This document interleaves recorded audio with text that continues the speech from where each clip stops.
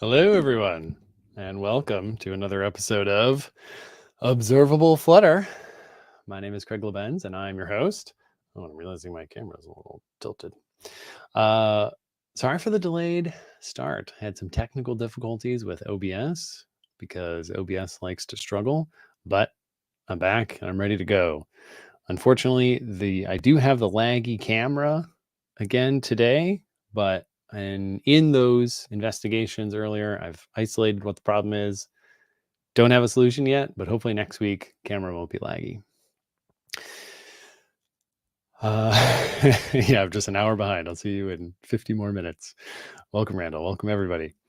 So today, as the title card says, I'm excited to begin a new project with Serverpod, full stack Dart.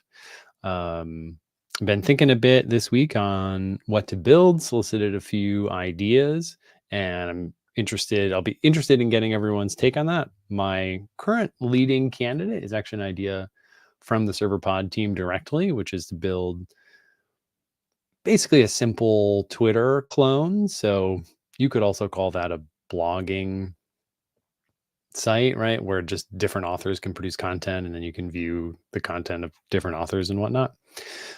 So that is probably what we'll build. The key factor is going to be there's users. Obviously, users log in. You can see other users and you can see other users generated content. And maybe you can friend each other or whatnot. I'm going to be working on this project for about an hour and a half a week, just on stream and this very show. So we'll have to be quite guarded, quite judicious with what features we take on, how ambitious this project gets. But I'm excited to see where we can go and really kick the tires with Serverpod and enjoy some full stack Dart development.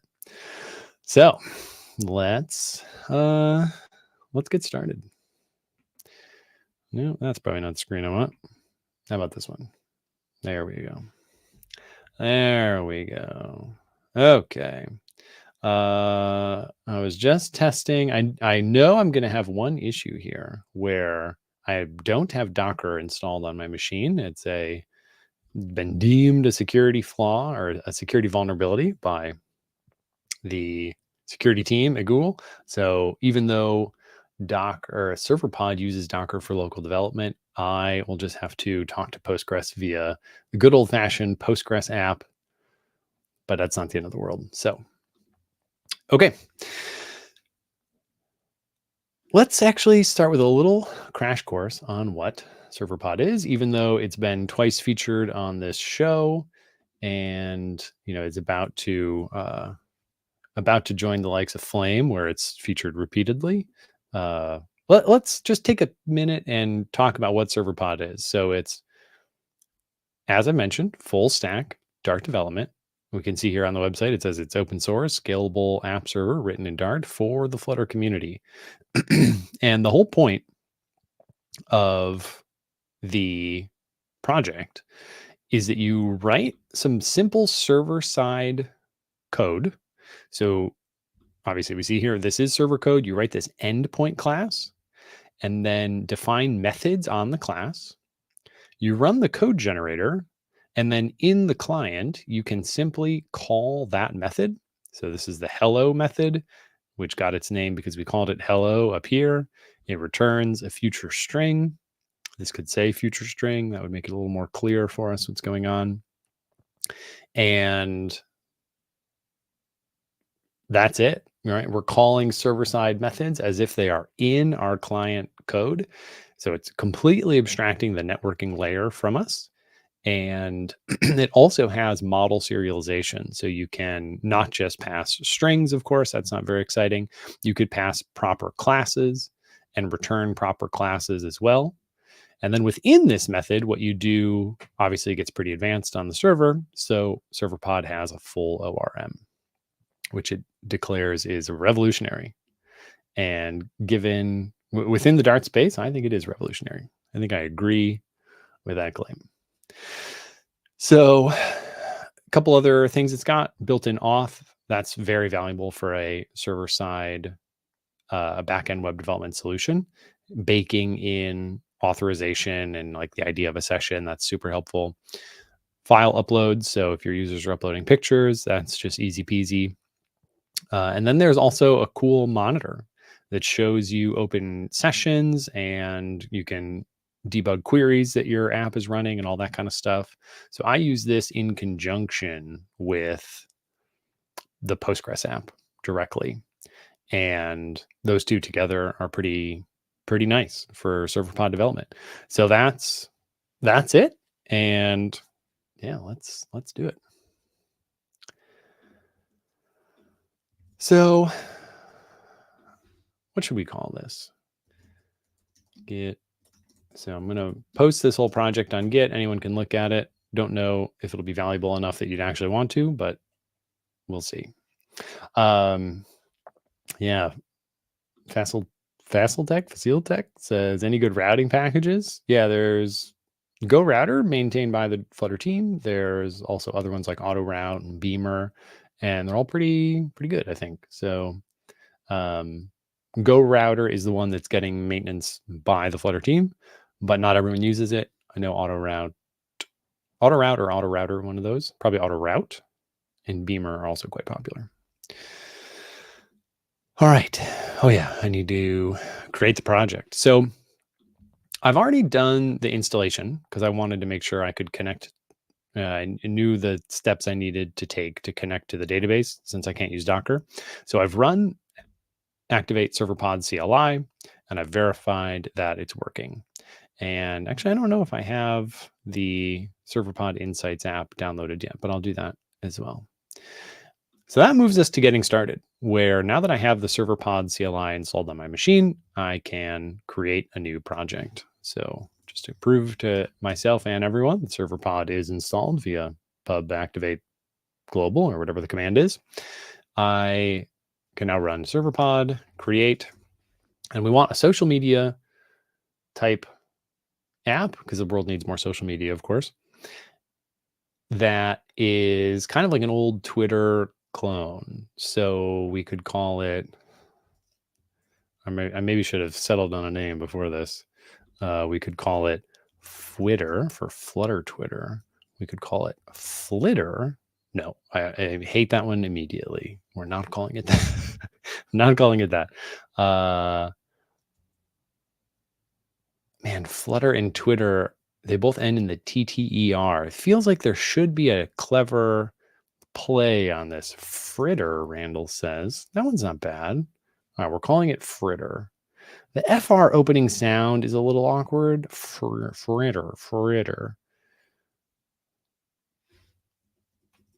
Actually, I'm going to call it Flutter Twitter. Fwitter? What about that? Fwitter? I said that one first, I think. ChatGPT. Oh yeah, I can ask. Of course, I'm going to ask Bard, but I will do that. All right, so let's say, yeah, bard.google.com. I think that'll reroute to Gemini. There we go. What is a good name for a Flutter or a Twitter clone written in Flutter? Ideally, the name would combine. Ideally, the project name would combine concepts from the names of Flutter and Twitter. Yeah, naming things is hard. All right, mixing Flutter and Twitter. So we've got Flutter with no E, Twitter with 3 T's, Flutter Vox, for Flutter with Latin for voice, yeah, Flutter Chirp. Oh, maybe I'm going to call it Chirpy. Yeah, I'm calling it Chirpy. All right, done. Never felt better about a decision before. Chirpy. Sam the man, I'm sorry I'm hurting your eyes. When I get into the editor, it'll be dark mode, but I am in light mode right now.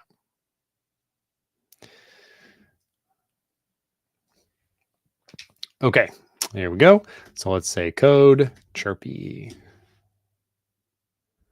And I'll move this into its own space. Okay, so let's quickly explore again. If you've watched previous episodes of Observable Flutter about Serverpod, then you've already seen a bit of this, but let's just walk through what we've got here. So there's three directories, client, Flutter, and server, and they are all generated by Serverpod. So in the chirpy server folder, this unsurprisingly is where our all of our server-side code will go. This is also where we will define any of our ORM models. And this all happens in the, where is the directory? Lib source. And we'll write our models in the models folder. We'll write our endpoints in the endpoints folder. I actually don't know what the web folder does. This is interesting. I've never looked at the web folder. I've only ever written anything in models and endpoints. But endpoints is where we write those kind of functions that we saw. So this was the example function on the homepage. Actually, I'm going to make this a little bigger. And then I will make this a little smaller. Still feels like I'm taking up too much space here. Make myself smaller. There he goes. So, all right, get out of here. Okay, so this is the hello method that we saw on the homepage of Serverpod. And once you run the Serverpod generate command, which I don't think, well, maybe it's already been run for us. That would make sense. That will populate code in the Chirpy client. And the Chirpy client is where code that lives in both places goes. I believe Chirpy client is imported by the server and the front end. Let me just verify that. pubspec.yaml. Oh no, apparently client is only for the front end, which I guess makes sense given the name client. So we can see here in Chirpy client / lib source, there's a couple files here. Example exists because we had an example endpoint folder. So example is, generally you don't read this kind of code a ton, but oh no, example is from a model. Sorry.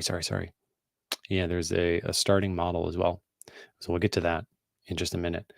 But yeah, so this is a model in Serverpod land, and this will be ready to exist on both the front and the back end for us.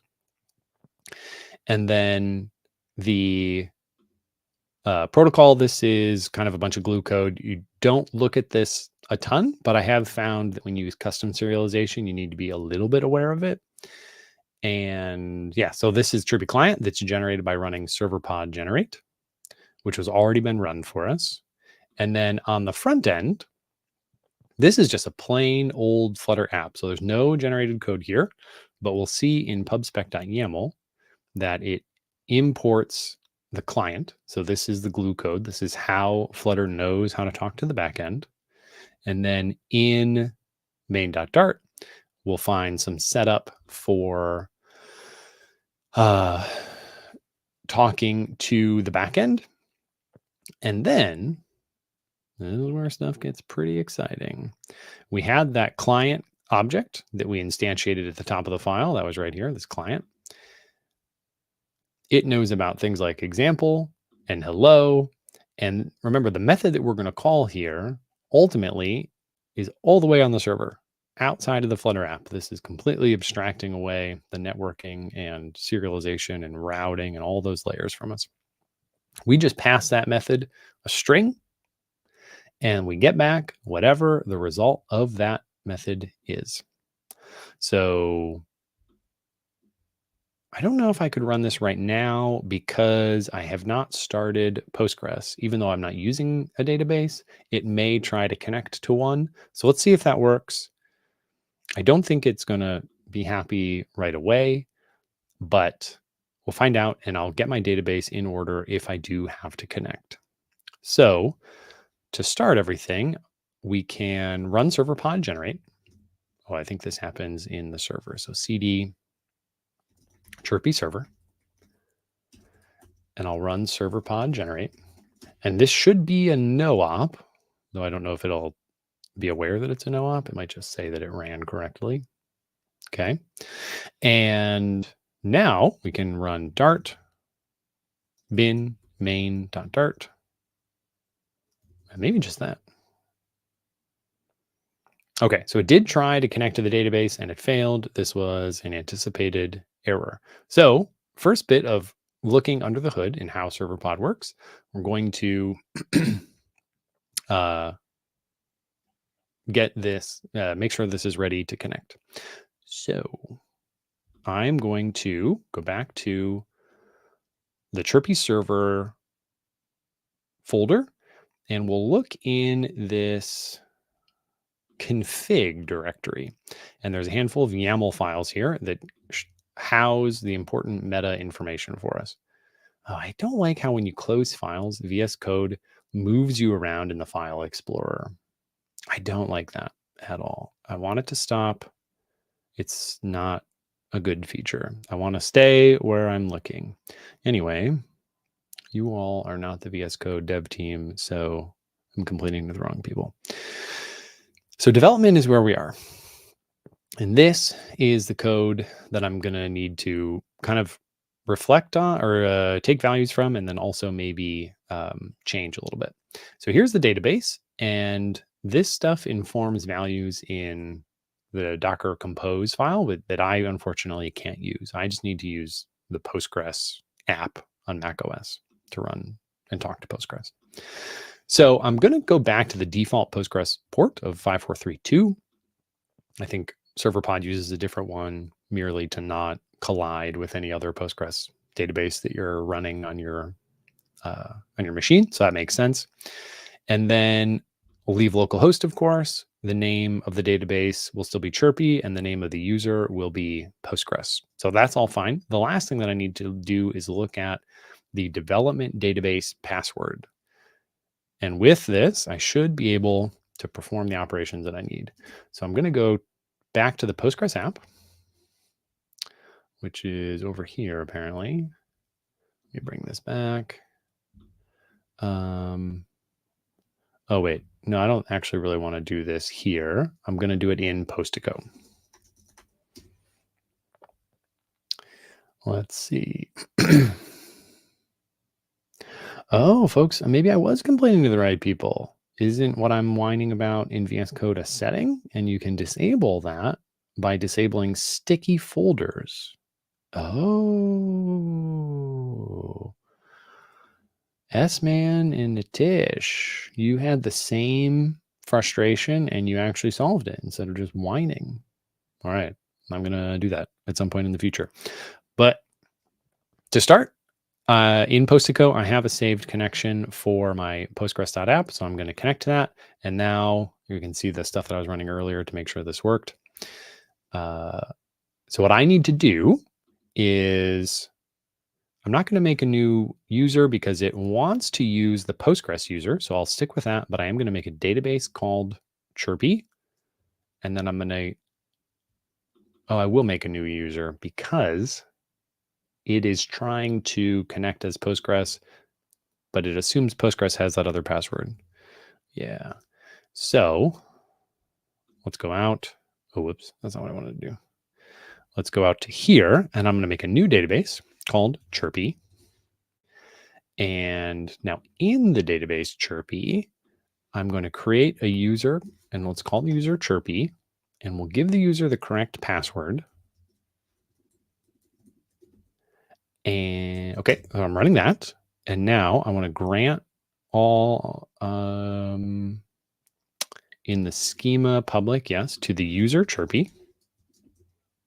There we go.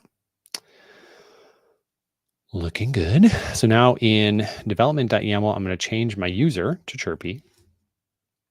This is unlikely to connect right now.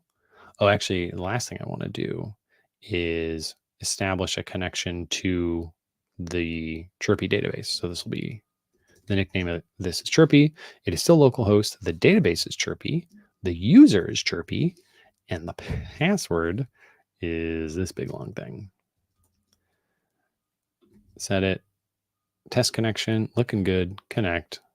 You love to see it. And did that save? Great. Okay, lovely.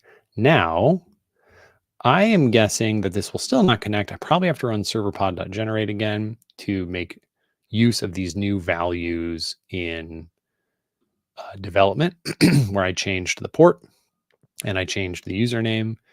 Probably have to run serverpod.generate again, but let's first just run the app and probably watch it fail. Oh no. It seems to have maybe not totally failed. No, it totally failed. But it looks like a different error. Let's see here. Failed to connect to database. Okay. Which of the settings did it try to use? It also knows that, oh, wait a minute. Database does not match the target database. Don't know if that means it connected or it still just didn't connect at all. Let's run serverpod generate.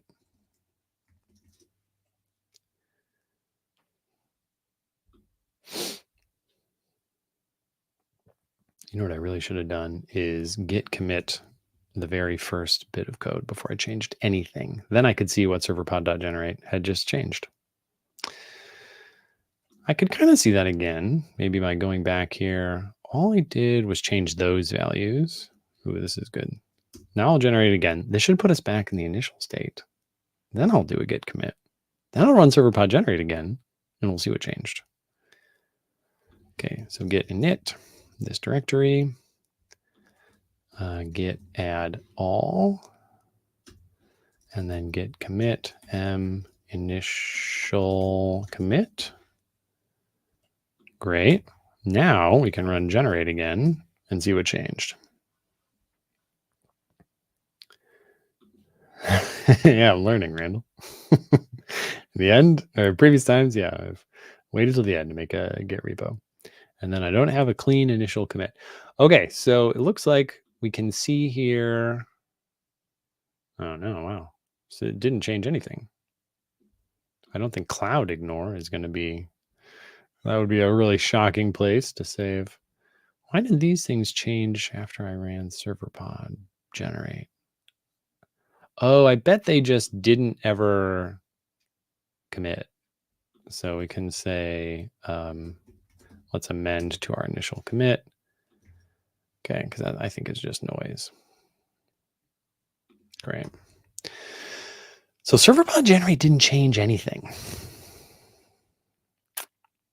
Oh, it's because I didn't change this back. 5432, and the user becomes chirpy again. There we go.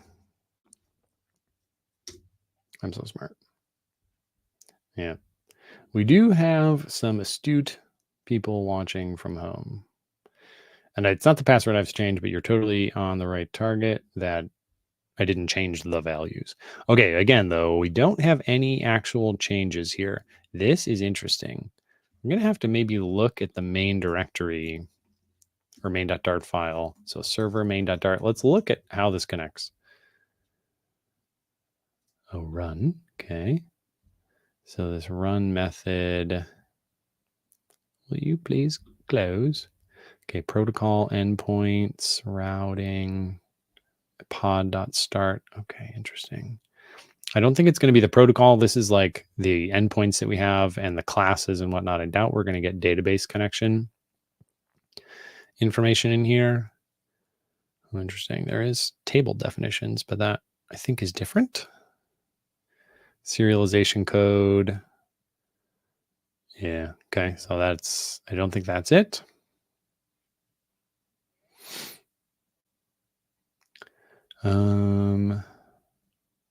It's definitely still failing.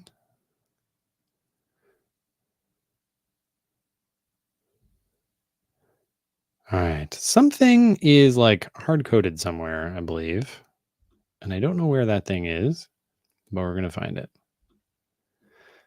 So we could find potentially the word Postgres, because that was the user. We might find that in some Dart code somewhere. No.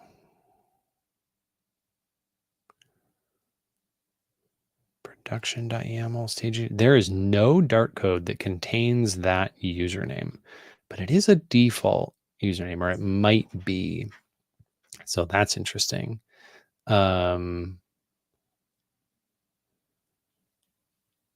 Okay. Yeah, it's not going to be in Docker Compose. So the other thing, let's look for where, oh, Chirpy's going to be like everywhere. But Chirpy was the name of the database, and I didn't change that. So in theory, I would see that in some Dart code.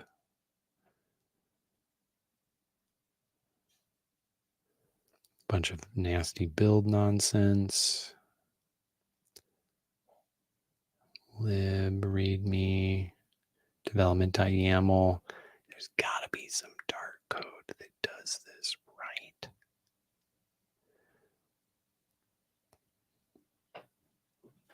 Wow. I might. We're off to an unceremonious start here. All right, let's look at this pod.start code. Eventually, somebody's got to connect to the database, and we're going to just see how they do it. So this is cloud storage. We don't care about that. Whether or not it's in maintenance mode. Okay, connect to database. Here we go. Let's go to this method. Create session. That feels like what we care about. So we've got the only parameter this takes is enable logging. Okay. Internal session. Where are we here? Gonna get a little bit more space to read this code. So we are in the Serverpod class, it looks like. This sticky little header. Okay, so create session. There's already this server variable that must exist somewhere else. So late server. Let's see, where does server get set? Here we go. We didn't see those values because they're just loaded in dynamically from something. So we've got passwords are being passed in, database config, all this good stuff. So what I changed was the username. I didn't end up changing the password. I don't see a user here, so I'm guessing this is in database config because it doesn't seem like it would be anywhere else. So database config, database pool manager. And now we're still in the Serverpod library. Oh boy. Deep in the nonsense now. Yes.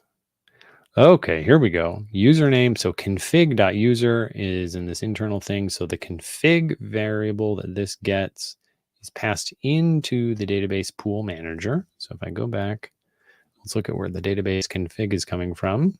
There we go. Config.database. Serverpod config. Feels like this would, let's just print this out.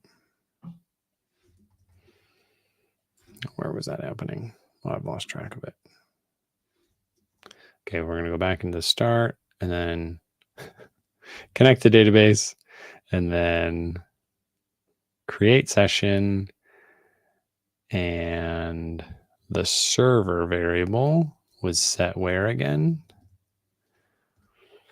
Right here. So what method are we in right now? The constructor of Serverpod? Yeah, so we're in the constructor of Serverpod.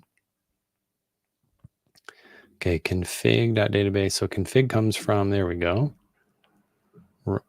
Run mode, server ID, passwords error. So let's just print these things out. Run mode.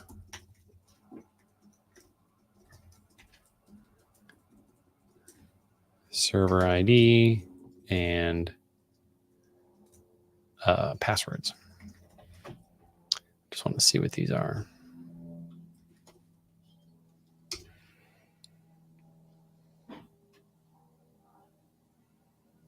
Oh, what's Puro? Puro? What's that? I'm not using it yet. You're right. Unless it also disguises itself as something else. Then maybe I'm using it. Okay, run mode is development. Server ID is default. And then passwords is just that dictionary of passwords. And I didn't change those. So server ID of default. Interesting. So is that a string? Yeah, what value are you? It is just a string. So in server ID default. Oh, wait, interesting. So let's go to that config generator.yaml. No, that's not it. Default. I have an idea here. No, I have to see what this default value does. So server ID, where do you get used? Okay, let's see here. Oh, doc. What is doc coming from? Load YAML data. Oh, hey, there we go. So the file is config runmode.yaml. So this is where the data finally gets loaded. Everything I was looking at before is too early. This loads the YAML value, and so it pulls it straight from YAML, which means I must have a different error. I must just not even be looking at the right error because it should be fine. So failed to get installed migrations.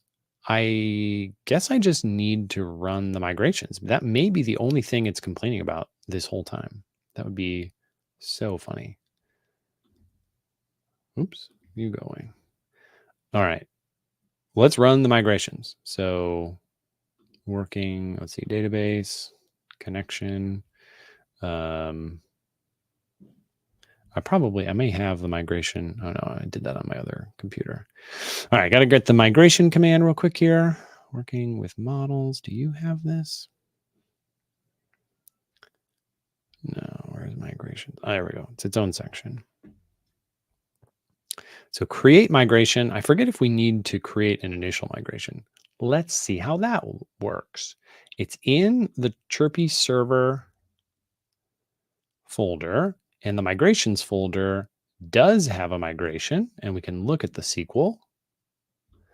And the SQL does have all the tables. So we do not need to generate the initial migration. We just apparently need to run the initial migration. Add data, apply migrations. This is, I think, what we want.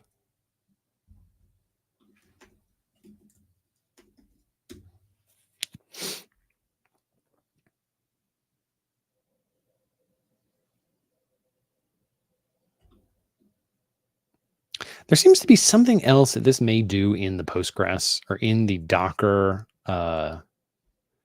version of Postgres that my other one didn't do. So permission denied for schema public. But I granted those permissions to the user Chirpy, right? Like, what if I just ran this migration myself? You're seeing the least ceremonial development you could ever imagine. There has never been a less good representation of a technology than I am giving Serverpod right now. So I'm connected to database Chirpy. I am the user Chirpy, and I can't do it. I thought I granted all of those. Did I not? I thought I did. Grant all permissions on all tables in schema public to the user Chirpy. Yeah, done. So now we go back to this, and I still can't do it.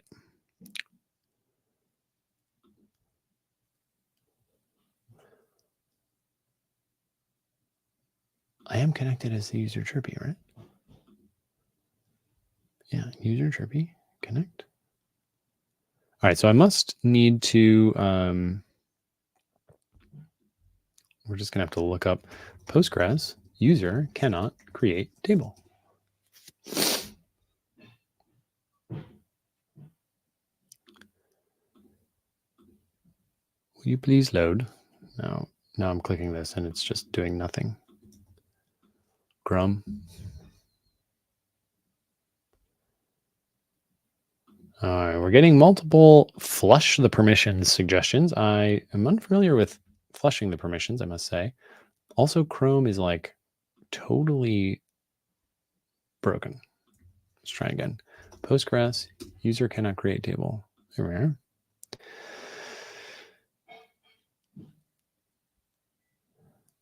Oh, they literally are caring about the exact same name. Granted privileges, but still can't create table. This looks familiar. You granted the permissions in the public schema to the Postgres database, but you're trying to create public schema on the Trello. What? Oh, great. The snippets are gone. See, I don't feel like that's the error I've made.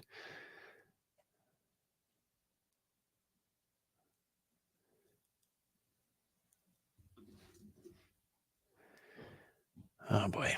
I am not going to read this on stream. User has no permissions for table. Let's actually just grab the exact error out of, oh, let's see. Permission denied for schema public. Yeah, we'll pull it out of Postico. Oh, the user has to be a super user. Okay, can I Postgres make an existing user a super user? Can always alter username with super user. Alter chirpy with super user. Oh, I need the user. Must be, oh, I am chirpy right now, so of course I can't do that.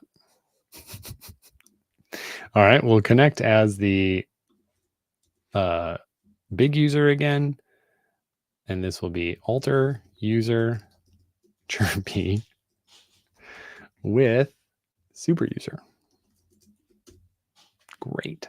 Now we can go back to the other connection and try to make a table, and we made a table.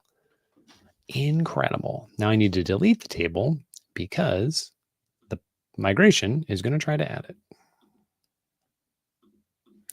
So now we can apply the migration again, and it may work. Thank you, Randall. Be here a long time without you. Okay. Applied the migration, it says. Can you believe it? I've been a database user for 20 years, but only switched to Postgres a while ago, and normally ORMs handle this for me. So I'm actually, as you're all seeing, not the best at all the glue stuff underneath. But if we go back to the database now, we should see all the tables. Whoa. Looking good. Now we want to actually run the app, and it should launch, and it did. You love to see it. So we'll make another tab here, and then cd into the Flutter directory, and run Flutter run on Mac OS. Yeah, no worries. All suggestions were helpful. Apparently, flush privileges is maybe the bugaboo in a similar scenario in other database engines. I appreciate all ideas.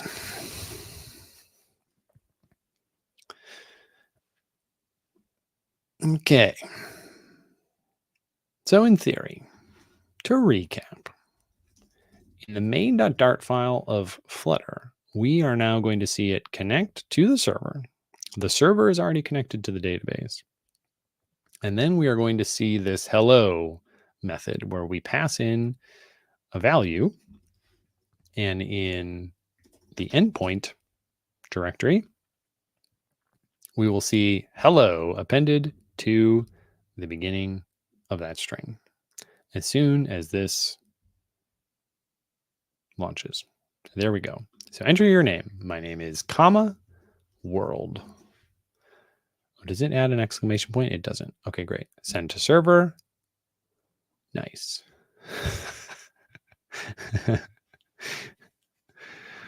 Good. More, I'm not using Docker headaches.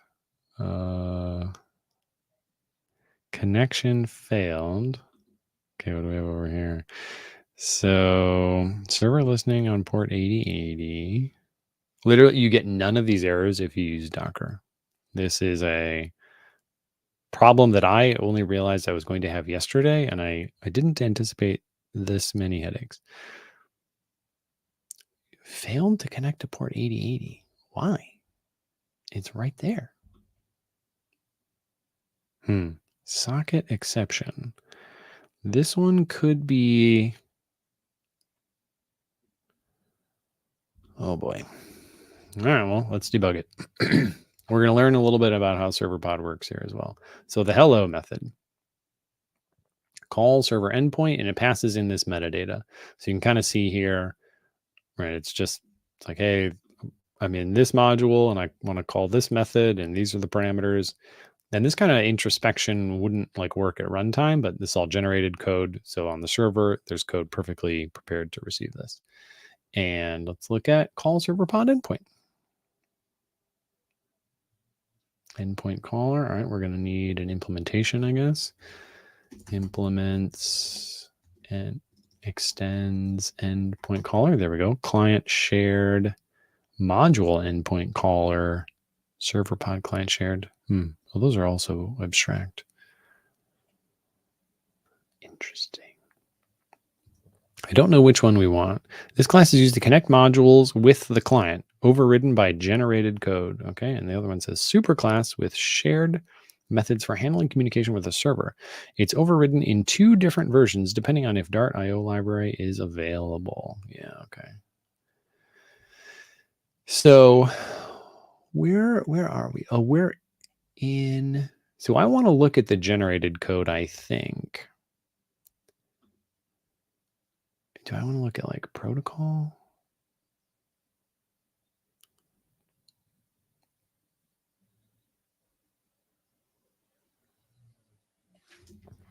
Where did this come from? Caller. Who is the caller? The endpoint caller. Let's find the runtime type of our endpoint caller by...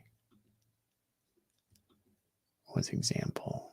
Endpoint example. Oh, it's probably the client? No? Oh.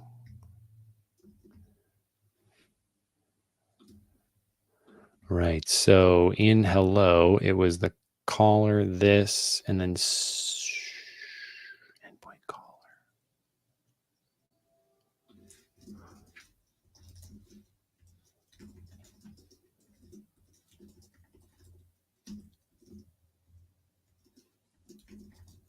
Let's just see what prints. I'm on the Flutter side of things. We'll relaunch, allow.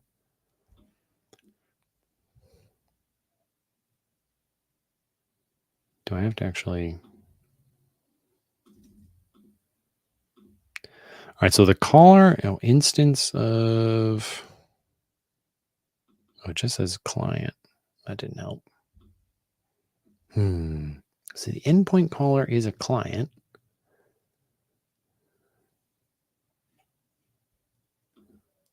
You're getting a really bad example of Serverpod right now because I am just trying to not use Docker. So I have to reconnect some of its...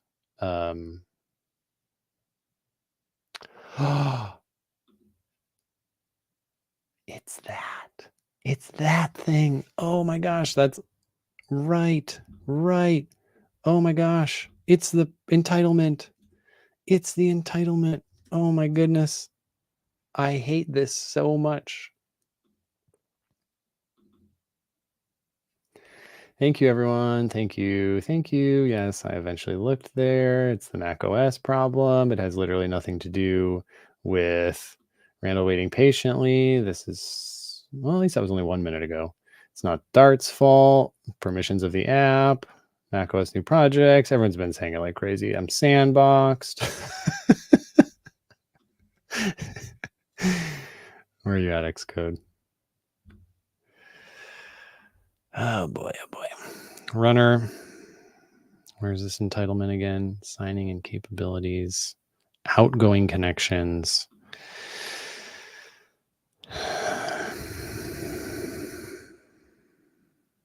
Just madness.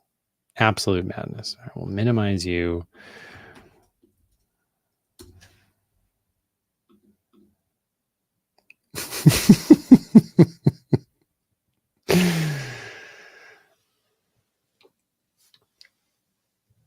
Every now and then, that one gets you.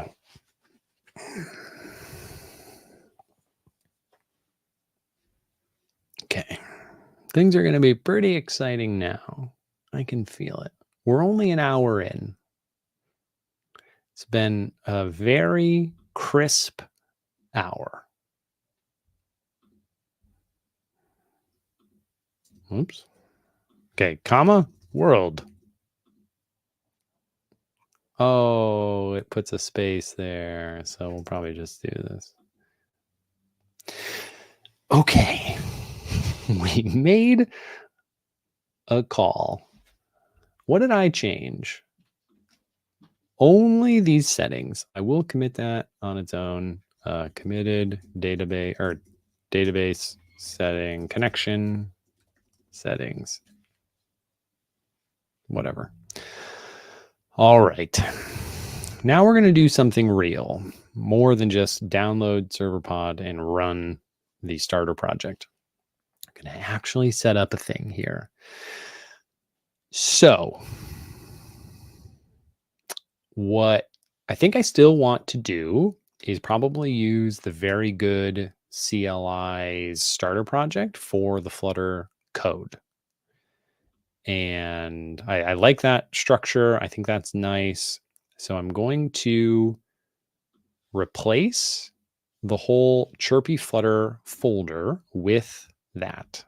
And the first thing I need to do is update my very good CLI. Here we go.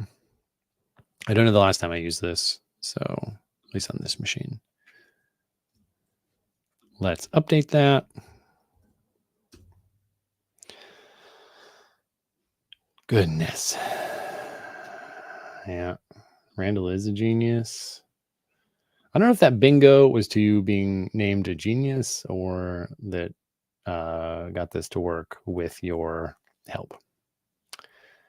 Let's see, guys. How long do these sessions go? Oh, welcome, Sai.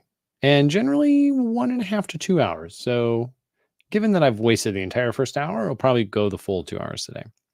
All right, very good CLI updated. You love to see it. I'm going to move Chirpy Flutter to Chirpy Flutter.back. And then let's do very good create help and look at what we need to do here. So we want very good create and then a Flutter app. And then we'll give it the same name of Chirpy Flutter. So very good create Flutter app, Chirpy Flutter.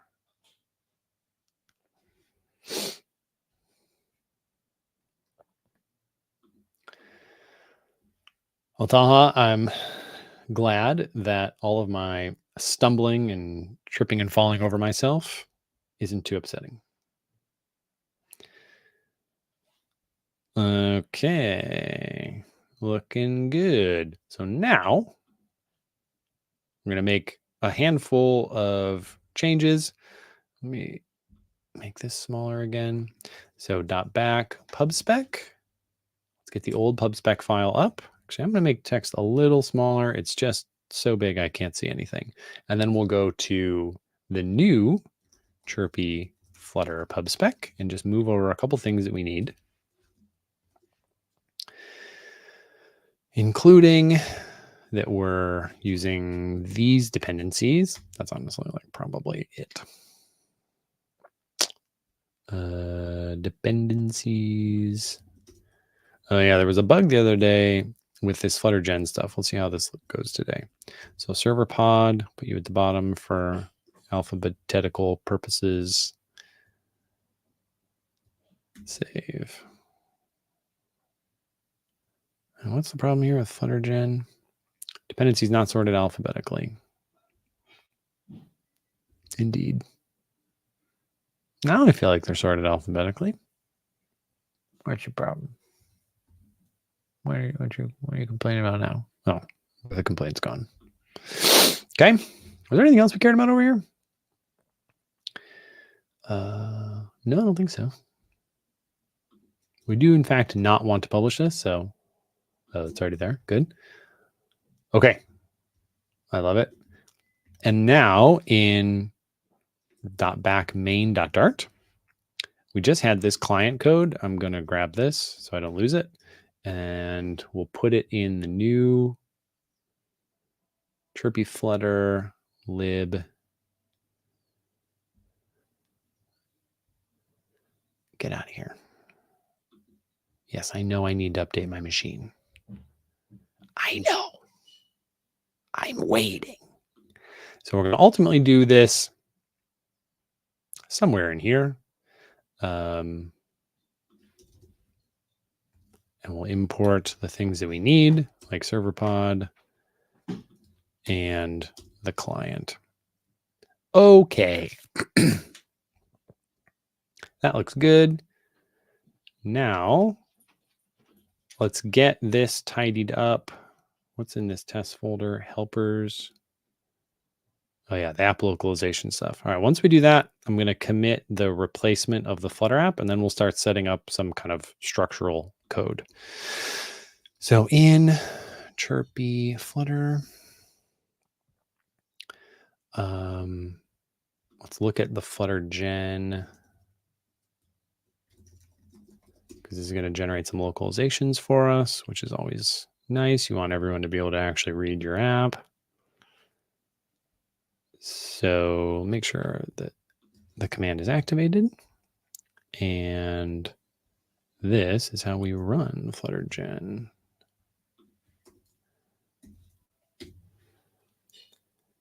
All right. Indeed. It's actually kind of surprising that that's not there. PubSpec in chirpy Flutter. So in our dev dependencies, we need build runner.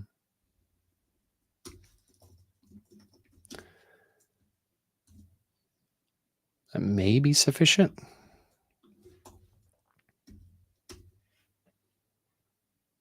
I was using very good CLI last week-ish, and there was an issue with the Flutter Gen thing. With the Flutter Gen dependency, it was just kind of causing some problems. And if we look here, I think I'm seeing that again. Yeah. And the fix was very weird. And it was removing Flutter Gen from the dependencies. I'm not going to lie.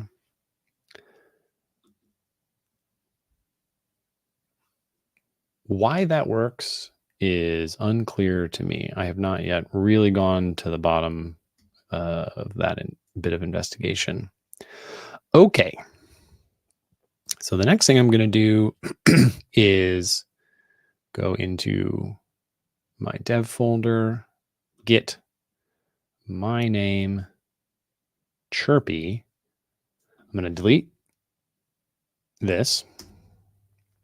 And then I'm going to get rid of some of the meta build targets that I'm not actually going to use yet. I'm not going to use web for now. I'm not going to use Windows. I'm not going to use Android. And I'm not even going to use iOS. I am just going to use macOS. Great. Now I think we can commit everything.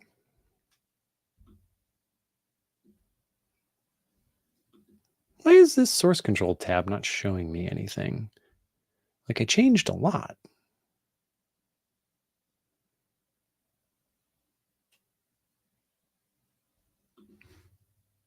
Uh-oh, Randall's leaving. That means the next time I'm stuck, I'm just going to be stuck. Get status.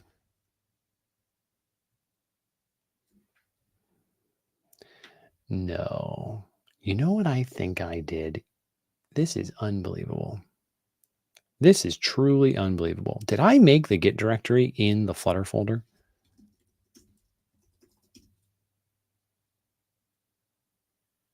Wow. Amazing. I'm so bad at this. Who gave me a computer? Look at this. I didn't make the Git directory in the root folder. Amazing. Well, all of those like incremental commits that we had along the way, they are lost. Just so good. So good. Added. Oh, I put it in the server directory.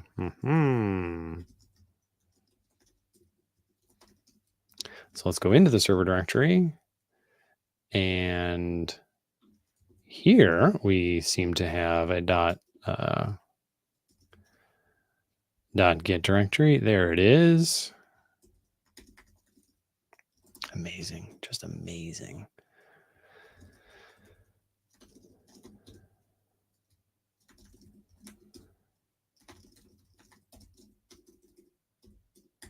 So this is the initial commit plus more stuff because I'm not good at computers. There it is. Hey, Victor. Well, I've been stuck a ton because I'm not able to use Docker for Google work computer security considerations. And I have stumbled my way through getting around that limitation. But maybe I'm done stumbling. Maybe. Andy, you notice everything. Can I fly you out here so you can sit next to me and point out all the stuff I'm doing wrong? All right, I had this issue last time as well. No, but I do want to amend. How did you notice that I only added the server code? Andy, how did you know that? Or maybe you didn't know. You are just asking incredulously now, like, I can't believe you made that mistake.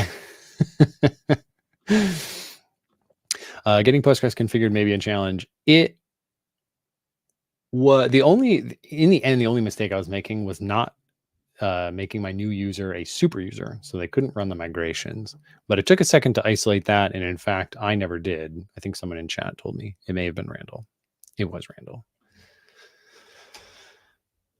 All right. So now we can actually make changes and commit them to a real Git repository that will survive. So first things first, let's do some dependency injection stuff because things are going to need this client class, and we don't want it just sitting at the top of our main.dart file. So let's add, I'm a big Gedit fan, and I've never used injectable before, but I'm going to try today. So in Flutter pubspec.yaml, I'm going to add a dependency of Gedit. And then I'm going to look up Flutter injectable. And let's set this up. So we need injectable as a dependency. And it totally goes with Gedit. And then we need the injectable generator as a dev dependency. So dev dependency of injectable generator.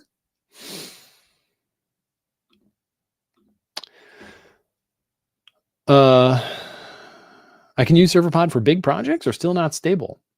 Well, part of this effort is to demonstrate how stable it is. I'm anticipating that we all find that it's pretty stable. And Victor says there's some very serious projects being built with Serverpod today. So yes. Andy, you did notice and you wondered why. I need to like set up a little machine that does text to speech whenever you say anything in chat so that I hear it immediately. That would really save us all a lot of time. Okay, let's run that. Now back to injectable. All right, create a new Dart file and define a global variable for your Gedit instance. Okay. This is a top level function. Let's call it define a top level function. Let's call it configure dependencies and annotate it with injectable init. Great stuff. So in lib, I'm going to add, I think this will be a totally top level thing. So a new file, and we'll call it dependencies, dependency injection. And then we define a new function called configure dependencies. And we give it this. So we do all these things.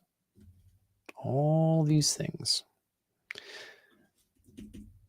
Dependency injection.config.dart. We have to import get it. And then we probably have to import injectable. Why didn't that work?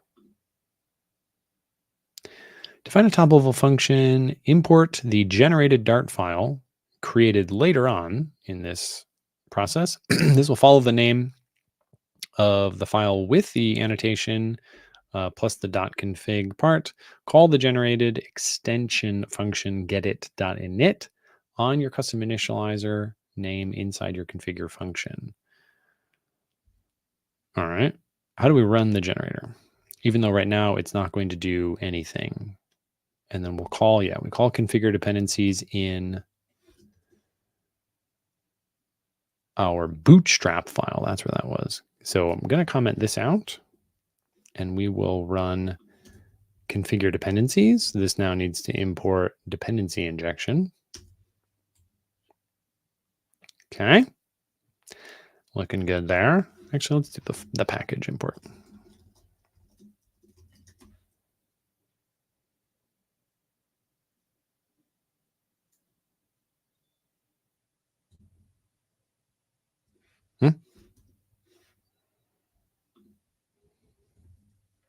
That was weird. Maybe I had a typo. Okay, how do I run the register factories? Yeah, one thing that we need to do is register the factory for our Serverpod client. Inside the generated file, I want to run a generator. I want to run the generator. How do I run the generator? This is incredible. How do I run the generator?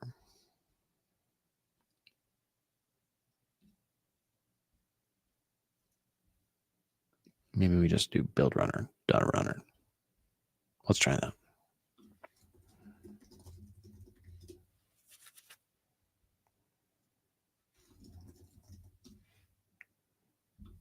Oops, cd flutter,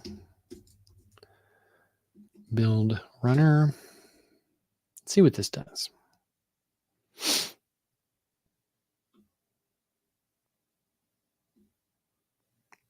Oh, it does still feel like we've got to be missing, right? Injectable init. It doesn't know about this yet. Surely it's just injectable. Okay, there we go. So was that what it was complaining about? Let's try this again.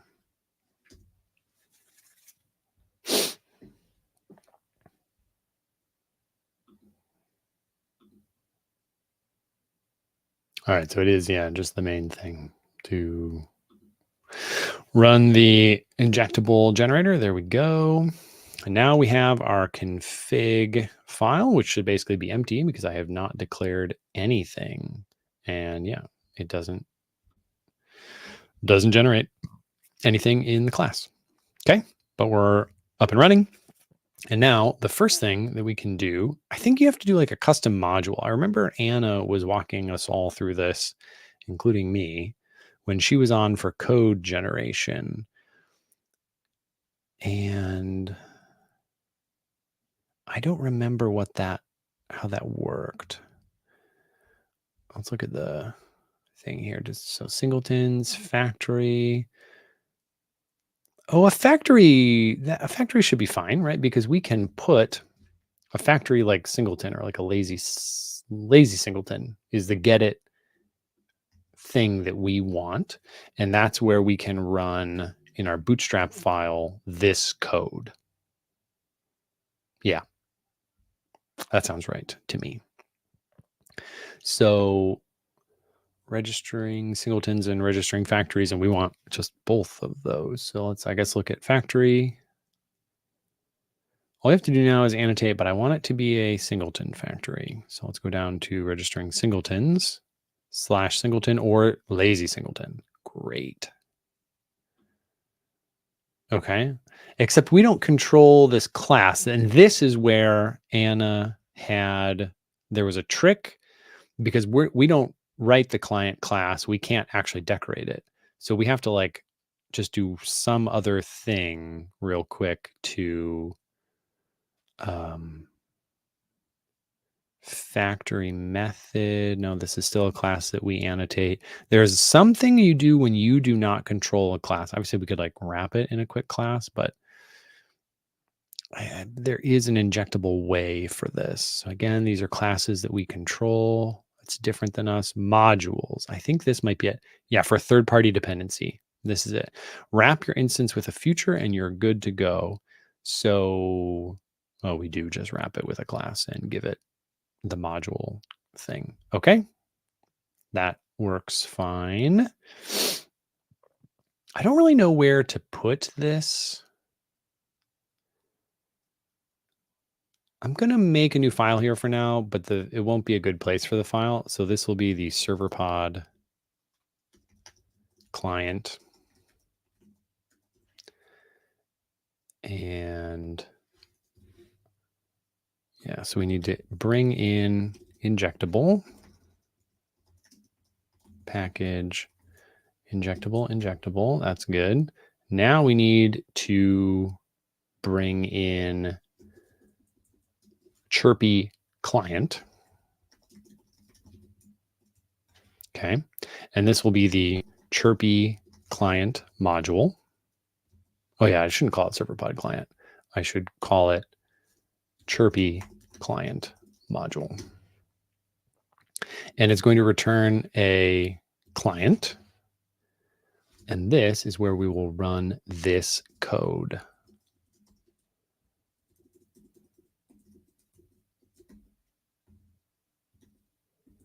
All right. And we have to import Serverpod Flutter. What's the issue here? Client could be returned. Yeah, so we don't need a future, I don't think. Okay. And somehow we don't need injectable? Isn't a dependency of this package.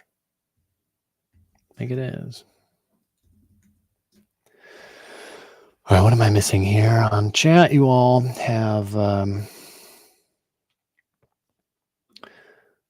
oh yeah, what is Serverpod? Well, it's a networking communication solution to both generate a backend written in Dart and then talk to it from your Flutter app.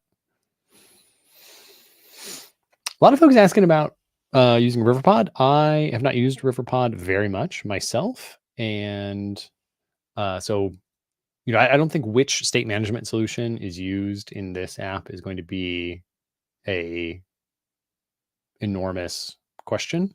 Mostly it's going to be Serverpod is the focus. But yeah, I do not have a ton of experience with Riverpod. So that is the only reason why I won't be using it in this project. All right, now why does it think Flutter pubspec.yaml? It is using injectable. Where did I add injectable? Injectable generator. Oh, I meant to add injectable, and I guess I just didn't. I really thought I did. Injectable. That's funny.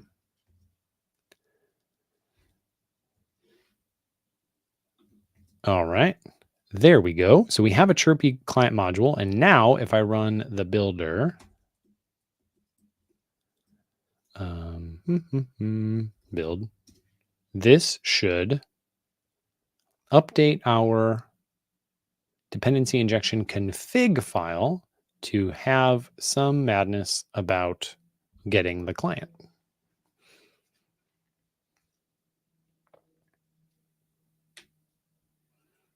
Hey, there we go.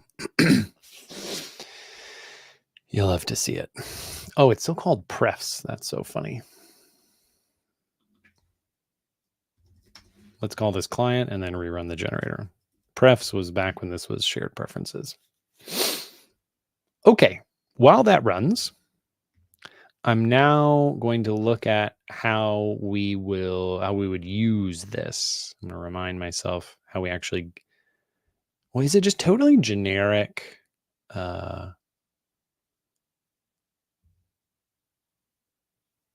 Totally generic get it? If so, then in our app file, so this is where, lib app view app.dart, excuse me. In theory here, I should be able to say like get it .i, and we have to import get it.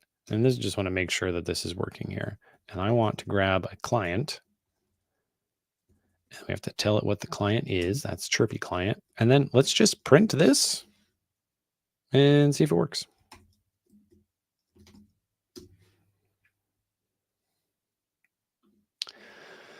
This is about to be a minor tutorial on Flutter block, because that, along with get it, will be what I use. All right, main.dart not found. Oh, right. Yeah, what's the entry point for this? Flutter run help. Oh my goodness.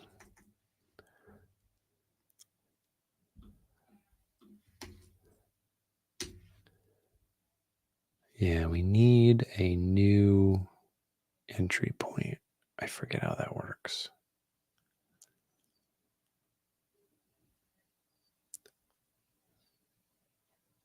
Oh, you know what I think I did before? I think I just made a main.dart. Yeah. All right, I'm going to do that for now because I never remember how this works. So new file, main.dart, and I'm going to copy in the code from development into here. This is probably not how they intend this to work, but that's okay. Whoops.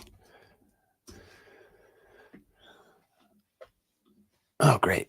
Man, chat is the best. Oh, yeah, I had flavor issues with this as well. Unable to find expected configuration in Dart code project. Yeah. So what I'm going to do is remove RF macOS and Flutter create here platforms goals macOS. I don't know if I need the. Yeah, I don't really want any of the flavors stuff going on. It's not my favorite. And I don't care about this test. All right, let's try this again, except I will definitely now need to re-add the entitlement. Mac OS.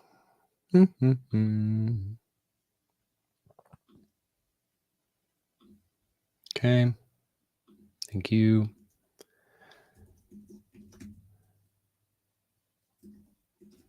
Oh my God.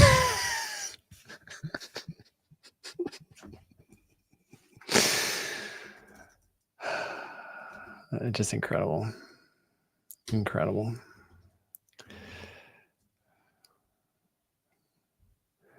Wanted to run it, did Control R Mac OS. The last thing I did was delete it.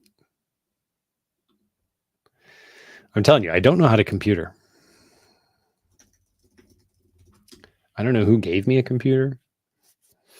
I don't know what their problem was.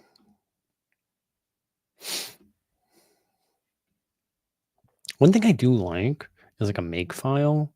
I'm going to start a make file because I can't remember anything. As you're all seeing, And this is just like a little documentation for how to do literally anything. So let's open the make file and we'll have a Flutter app section. And I'm going to, let's see, this will be run. And the command that we'll run is, all right, so we got our very good CLI app started. You love to see it. So run will be cd chirpy flutter and flutter run target is lib, and I'll do the main development.dart again. And now in theory, we can say make run and it will run the app that is already running as well.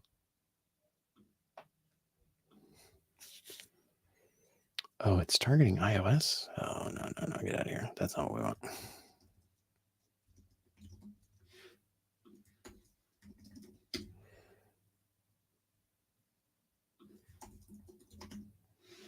Does this have to go here? Oh, I did 2 dashes. Telling you, I don't know how to computer. You're all just so astute. I love it. Okay. Now we can go back to what we were doing. Okay, the app runs, looking good. Main.dart, that's fine. We're closing you. Actually, because I don't really need main.dart anymore. Now that I'm using the actual development one. Okay. The question is, did it print? Oh, we still have our caller stuff going on here. That was, that's not ideal.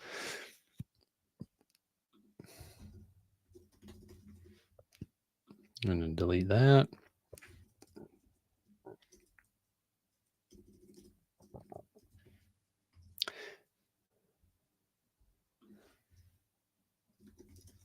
Make sure it was this that printed. There we go. So we were able to get our client from the from injectable. That's a win. All right. And we should be able to make a network request as well. So I'm going to turn this into a stateful widget. And in init state, we're going to just call that hello method.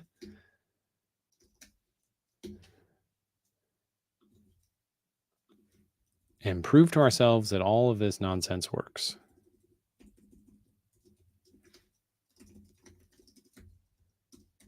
So client.example.hello, and we will pass it world.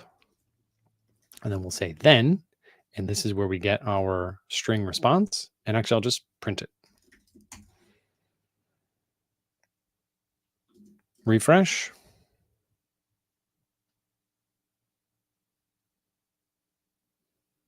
Hello world. All right. We're talking to the server and we are not getting our app from, we're not just getting this global client thing. We're setting up dependency injection, looking good. Okay. What do I commit at this point? I think I do want to commit all of the macOS changes. So that starts here, it looks like, and goes all the way down to here. Reset macOS project. Okay, now the actual code that we've written. This change was definitely not valuable.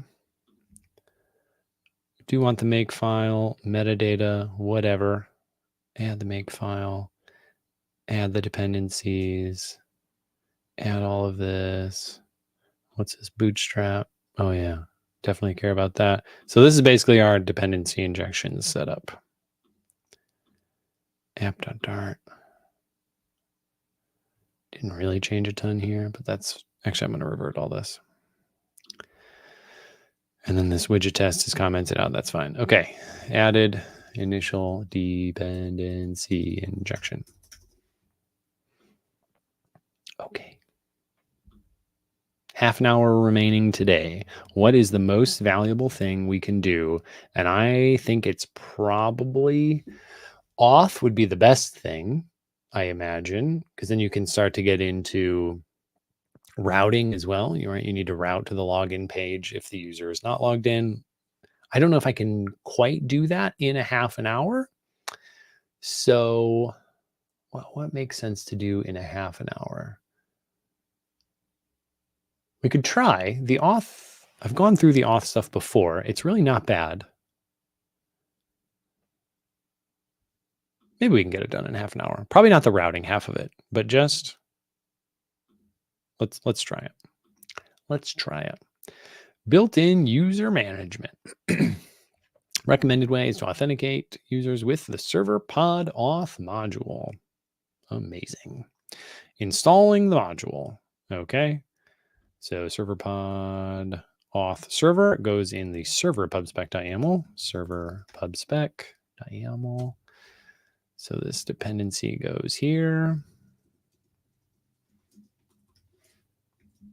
Okay. Then add a nickname for the module in the config generator.yaml. Config generator.yaml. Okay. Initialize the auth database. So that's already all we have to do to, oh, I just killed the wrong one. That's fine. Okay, kill the server and generate a migration. Actually, I'm going to add this to the make file. Server. So we'll say make migrations. Singular, whatever. CD chirpy server and serverpod create migration. So now back here, we can say make migration and it will do it. Okay, and we'll see a bunch of new migration stuff show up in our Git status. New tables are added. Love it. I'm going to also add like make server, I think, which will be CD chirpy server. And this was dart bin main.dart. We could also have a migrate command.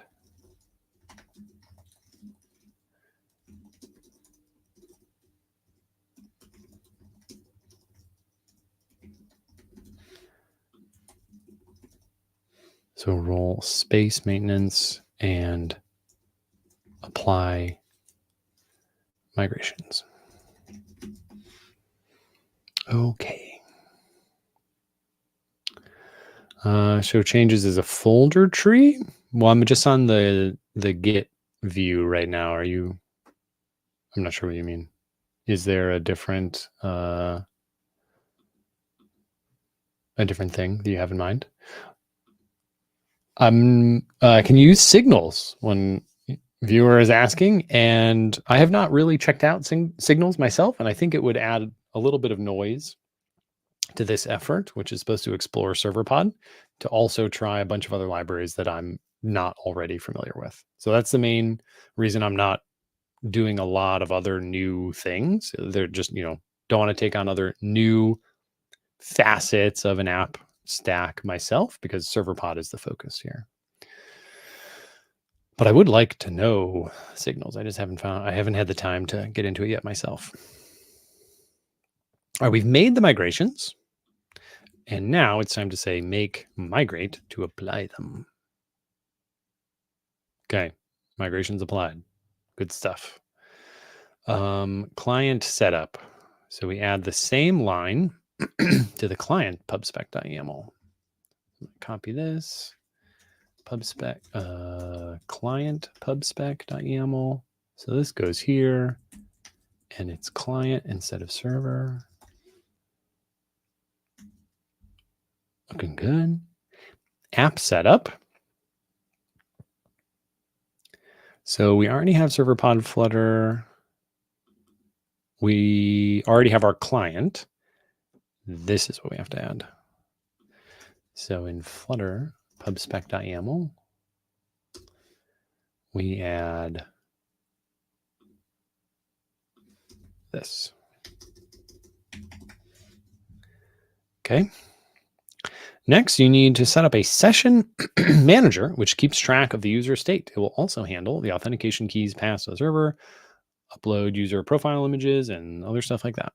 So in our dependency doodad, I'm going to grab this. Oh, you know what I just realized? What did I call that? Client module. I don't think I made this a singleton. This is definitely not a singleton. I have to still do that. Oh, it was a parameter. Parameter to client. Yeah.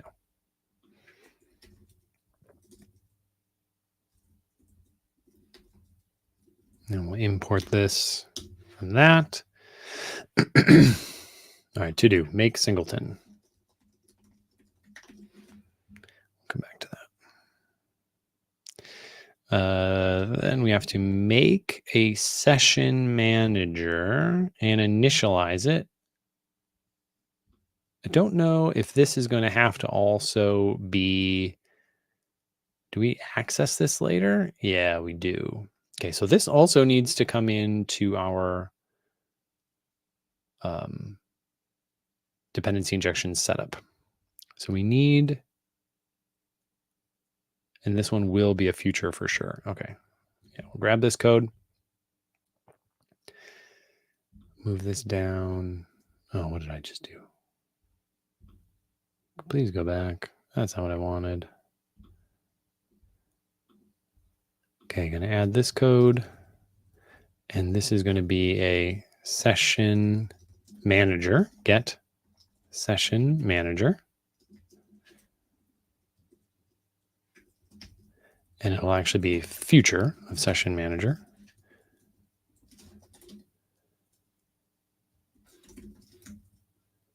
Client.modules. I don't know. Isn't. All right, there's something we apparently need. I don't know why it doesn't know what modules is. Do I need to import something else here? Flutter, Serverpod, Flutter. We have our client. Yeah, it feels like that should be everything. Oh, I haven't run the generator again. That's probably what it is. I still have not actually run the generator. Did I skip that step, or was it just... I bet it was assumed that you would do that after you added this to the generator config. Okay. Back to the make file. Let's also have a like generate command, I guess.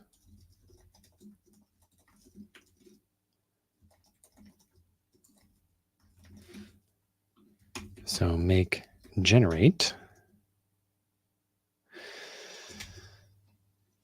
This may improve our lot here. It does. Wonderful.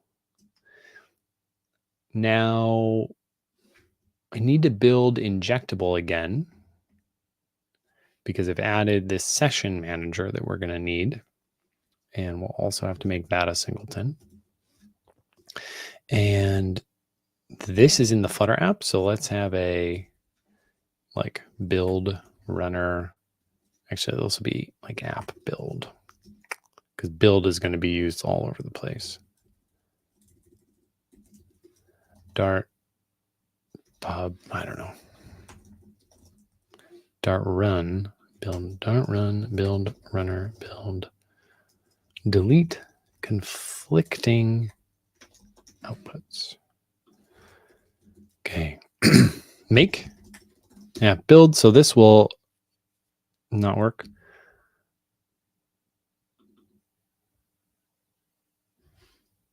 Does this have to be Flutter? I thought that had to be Dart.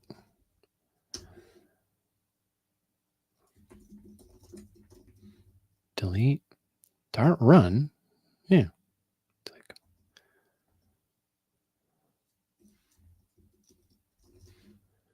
Delete conflicting outputs. That's what I put. What was this error?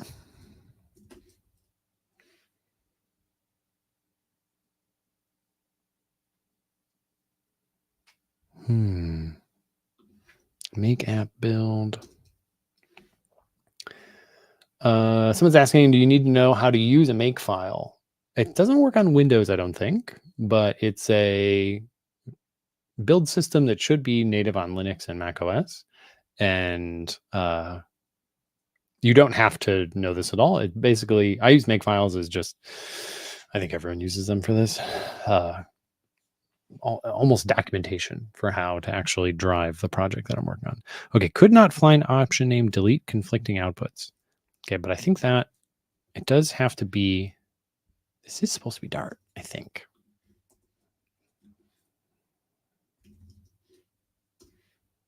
And what does this say? Could not open Flutter version app, blah, blah, blah, blah. Flutter.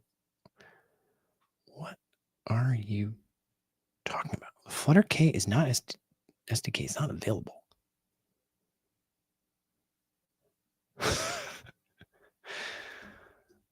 I just ran this command. What are you talking about?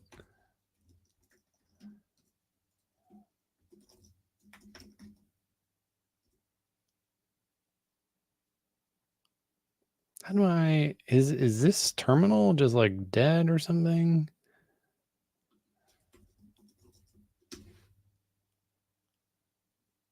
Has anyone seen this?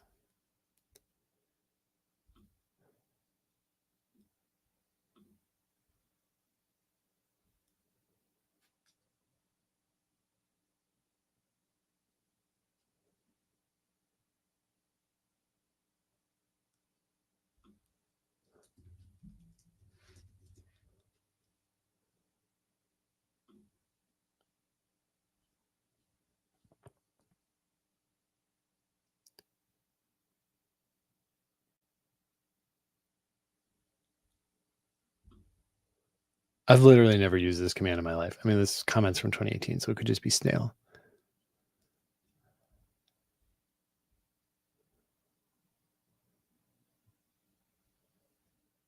Did I screw up my pubspec file?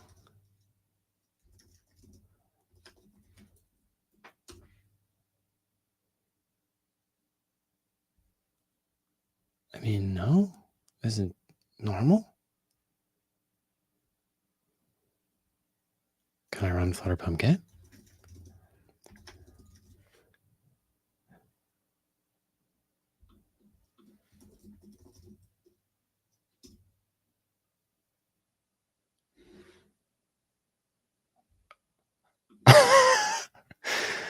Yeah, I mean, Brett, that's basically, I was like, I don't want to have to like restart anything. We're streaming here. And I don't know what that was. That was weird. That was odd. Okay. So now in our config, we should have a session manager. Great.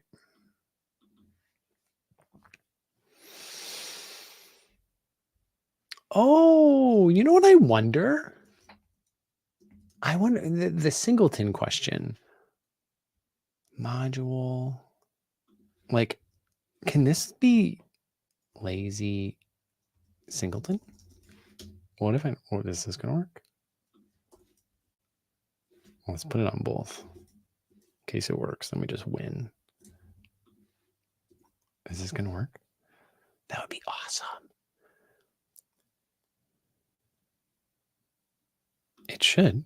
There's definitely sufficient machinery in Get It for me to not have to worry about making it a singleton myself.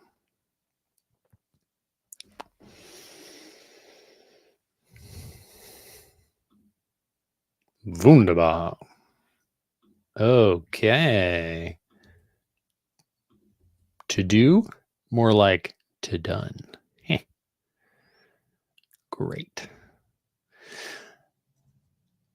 Back to the auth instructions. Which tab are those in? Setup. There we go. Okay, how far did I get? I have called initialize. Well, I'll have called for it by the time I ask for it. Interesting. Wonder if initialize. Oh, yeah. I don't think I should call initialize here. I think. What's your problem? Oh, yeah. So I don't think we want to mark this as async. I think instead what I want to do, so I'm going to rerun the builder, is in Bootstrap, we'll say get it.I session manager, and what was it called? Initialize.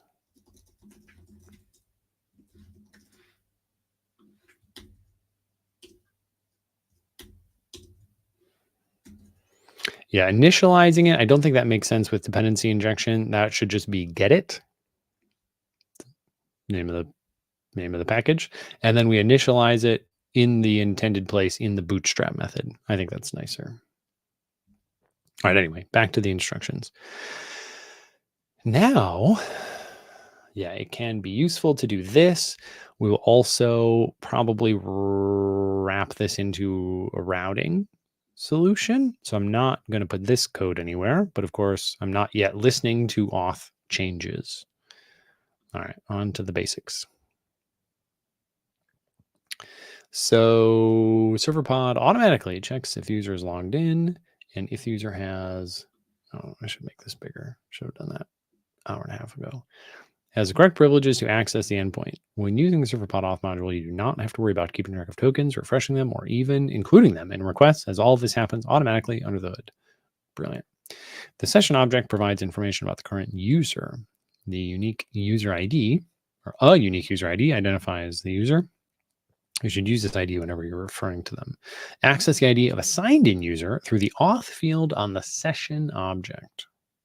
Okay, love that. You can also use the session object to check if a user is authenticated, requiring authentication on endpoints, require login. Okay, that's pretty straightforward.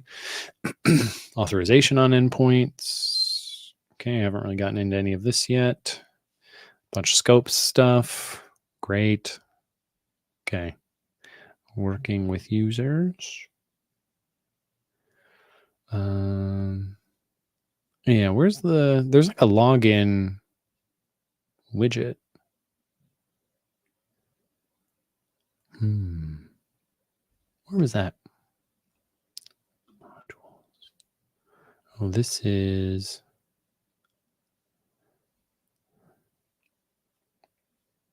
about modules in general. Oh, there's a little typo here. Authentication. Missing an I. Yeah, I know there's a screen for this. Like they provide a widget to actually do login things. Where is that? I don't think I missed it. I didn't miss it. Oh, I remember where I saw that. It was on an article. Yeah. I think this is what I went through. So email and password authentication. A lot of this is going to be stuff that we've seen. Create migration. New SQL file looks good. Connect to the database. Client library setup. Starting and running the client. Same. Troubleshooting. Implementing. Okay, we've done all this code. Function sets up the stuff. Creating a sign-in page. There we go. Serverpod auth email Flutter. All right, I'm going to just copy all of this code to start. If this runs, I think we'll end here, coming up on time. I got to field a few questions or anything. And then we'll pick this up next week. So to begin, our app code view.app is counter page. Yeah. All right. I'm going to stick with the setup here. And in lib, we'll add a new folder called login. And in login, we'll add a new, just kind of follow what's in counter. So we'll add a new folder, view. And in login view, new file, login page.dart. And in login page.dart, we'll do all this. To add this dependency, Flutter pubspec.yaml. Add a dependency of that.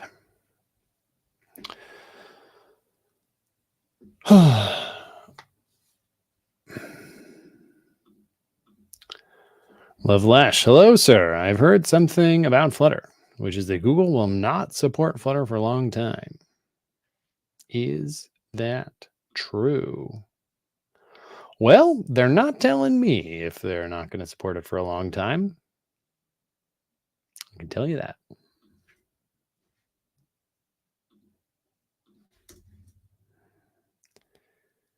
If Flutter is about to be axed, they're keeping a good secret. No, I think it's chirpy. Flutter's in good hands. Flutter is very...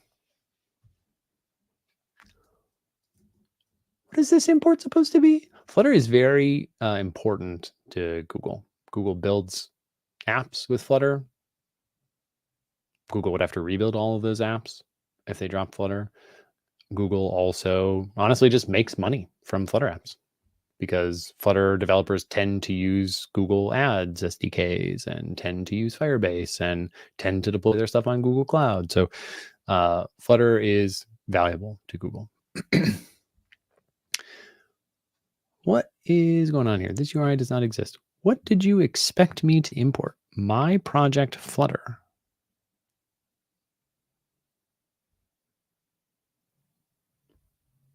I changed that to what it would be for me. Where is the Serverpod client? Yeah, this file just doesn't exist. What even is this? I actually did not have this problem last time I went through this. Did I miss making another file here? Oh, yeah. Oh. They said to make a new file where you get all of these things, and I'm just not doing it that way. Okay, goodbye. But I do need a client now, and this is where we will use our dependency injection. So, get it, client. Oops.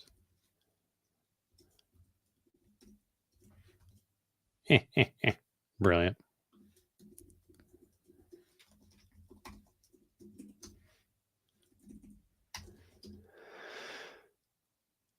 Okay. So save all these things, and back in app.dart, we can now not go to the counter page, but instead go to the login page, which we have to import from login. And then login needs a barrel file to export it.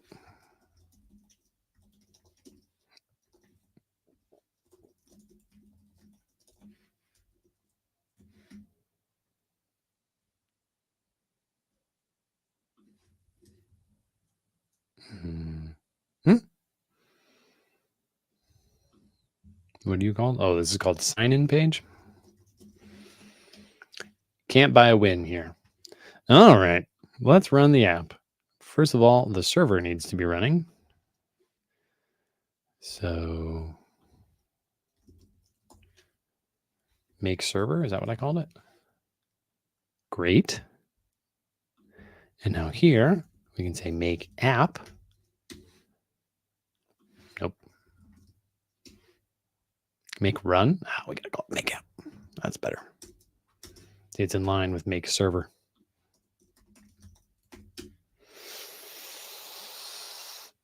All right, folks. I think we are coming up on the end of today. I'm excited about, I think next week should be able to make a lot of progress, unless a different topic comes along and cuts in line. All right. We're looking at a sign-in page. Got some stuff. Oh, I forget if this is even just going to work right now. I don't know. Let's find out. Craig Labenz. This is, okay. So my username will just be Craig Labenz. Craig Labenz at email with an amazing password. Create account. Email already in use? I don't think so. What a hilarious error. Email already in use. Are you nuts? Where's like the user table? Did I apply these migrations? Yeah, auth key, right? And user image, yeah, for sure. All right, I think this error is fake, but I've probably incomplete. Oh, create request. Did I like double click it or something? Let's try this with a different email address. Create account. Whoa. So it submits the thing and then just gives you an error right away. So that's not super ideal. All right. That'll be a headache for, proper error handling in some sense, in that it handles the error and shows it. Improper handling in that it shows the error when there probably shouldn't be one. But that's okay. This feels like a pretty good stopping point to me. We can't sign into the app yet, but definitely at time. And next week I'll pick up on auth and we'll have an actual like auth repository. I don't think I'm honestly going to use that package. Probably strip it for parts and rip it out into our own stuff. But we'll see. That'll be a question for next week. And yeah, I'm excited to go further. I kind of wish I was able to keep working on this. But alas, that is not the way of things. Folks, I appreciate everyone who tuned in. I appreciate everybody who suffered through me not knowing what I was doing and getting stuck and offering helpful answers. A lot of which got me unstuck. Definitely hat tip to you all there. Hopefully next week also my camera isn't being really funky. Seem to have isolated the problem as the camera itself. It's not StreamYard. It's not OBS. It's my camera. So something is odd there. Maybe it needs a new firmware update or something. I don't know. Hopefully the stream is smoother next week. But folks, until then, happy fluttering, and I'll catch you all on the next one.